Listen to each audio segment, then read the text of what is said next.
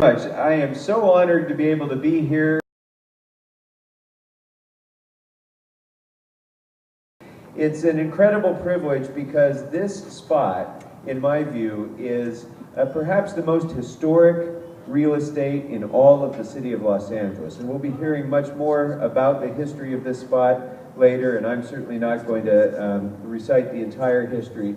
But I think it's important to note not just what happened here with the capitulation of Cahuenga, the treaty that was signed ending hostilities in the Mexican-American War here in California.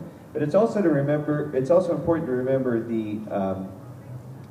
the way in which that happened, because I think in many respects that capitulation and the treaty that was signed on this spot set the tone for what California was and for the California that we would come to know following that. Those were an amazingly tumultuous 3 years, from the time that the capitulation was signed, to the time that the Treaty of Guadalupe Hidalgo was signed, ending the war, to the time that the gold rush began the following year, and then the following year after that, California became a state of the Union.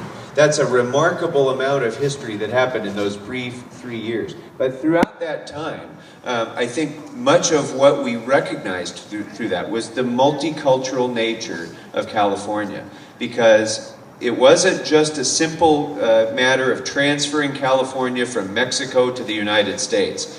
Before the capitulation was signed, there were Americans here, thriving here, working with the Californios.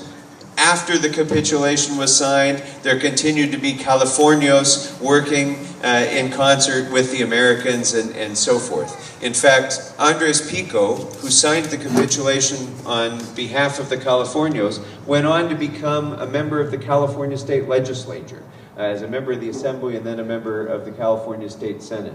So I think it really says a lot about who we are as a state to remember that history, and that this wasn't just a matter of conquest and taking over territory. It was a matter of transition of a multicultural society from before then until after then, and it's a struggle that we continue to try to perfect even to this day.